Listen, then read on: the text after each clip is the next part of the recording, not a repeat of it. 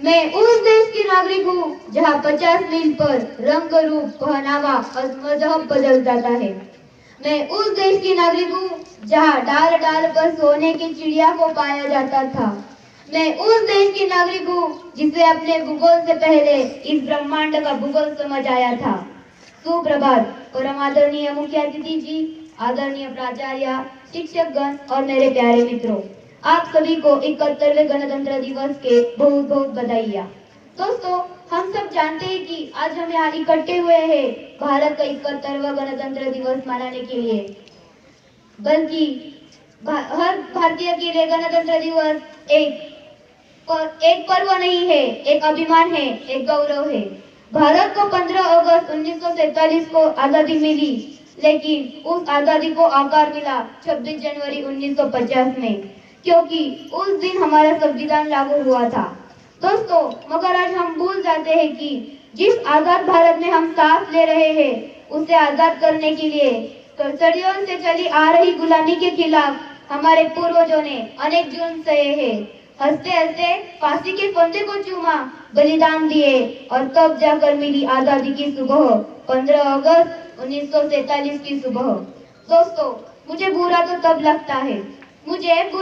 लगता है जब आज के ये नवयुवक कानों में हेडफोन लगाए हुए गाड़ी को जोर से चलाते हुए वह यह भूल जाते हैं कि जिस धरती को वह रोंदे जा रहे हैं, उस धरती को इंच इंच पाने के लिए अपने पूर्वजों ने खून की नदियां बहा दी थी। तकलीफ तो मुझे तब होती है जब आज का यह नौजवान, जिसके कंधे पर जिम्मेदारी है राष्ट्र निर्माण की, समाज के आशाओं को बांध के रखने की, वो आज मुझे मोबाइल गेम में डूबा और शराब से भीगा हुआ नजर आता है। इस विपरीत परिस्थितियों में देशभक्ति एवं राष्ट्र निर्माण हमारे लिए एक कड़ी चुनौती बन गया है। केवल सेना में भर्ती होकर वीर सिपाही बनना नहीं है देशभक्ति। आजादी के बाद इसके मायने बदल चुके हैं। जो अपना काम सच्चे मन से और ईमानदारी से करे, वह है देशभक्ति। 15 अगस्त और 26 जनवरी को तो सभी लोग तिरंगे लहराते हैं, लेकिन दूसरे दिन 16 अगस्त और 27 जनवरी को जो लोग रास्ते पर गिरे तिरंगे उठाते हैं, वह है देशभक्ति। चाहती हूँ कि कोई एक काम हो जाए, मेरी हर एक सांस देश के ही नाम हो जाए। जो सिर उठे तो मेरे सामने तिरंगा हो, जो सिर झुके तो वतन को प्रणाम हो जाए।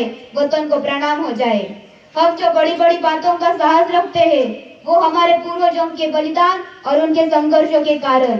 अगर वो बलिदान नहीं देते तो आज हम यहाँ नहीं होते, लेकिन एक दिन उनके संघर्ष और बलिदान को याद नहीं किया जा सकता, क्योंकि उनके संघर्ष और उनका बलिदान इतने हैं कि हम गिन भी नहीं सकते। अभी तो सबके मन में यही होगा कि मेरा दिल मेरी धड़कन मेरी जान हो तुम, मेरा दिल मेरी धड़कन मेरी जान हो तुम, अब तो मेरे वजूद की पहचान हो तुम। मैं तो हर बार सिर उठा के कहती हूँ कि ए मेरे भारत देश, महान हो तुम, महान हो तुम, महान हो तुम। ये देश मेरा राम है, मैं इसका हनुमान हूँ।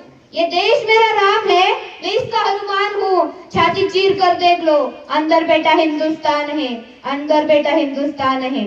लेकिन हमें इससे पहले सलामी तो हमारे मातृभूमि के सच्चे भक्त को देनी चाहिए, जो रात दिन भूलकर सीमा पर खड़े रहते हैं ताकि हम चैन से सो सके, और शहीद भी हो जाते हैं ताकि हम चैन से जी सके। उन भारत माँ के दो बेटों के लिए दो शब्द जरूर कहूंगी।